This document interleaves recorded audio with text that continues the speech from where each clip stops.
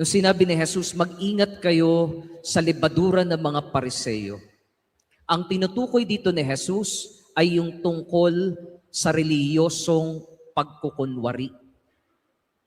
Ang mga Pariseo mukhang banal, pero sarado ang puso. Panlabas na kabanalan ang ipinapakita, pero wala sa loob ang pagsunod sa Diyos. Mukhang malapit sa Diyos, pero malayo ang kanilang budhi. Nagsisimba, pero mapanghusga sa kapwa. Nagdadasal, pero mapagmataas. Relihiyoso, pero walang awa.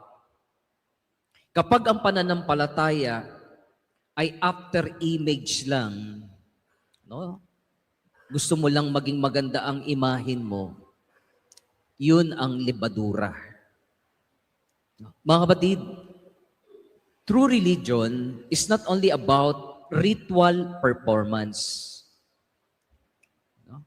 True religion is more about deep relationship with God.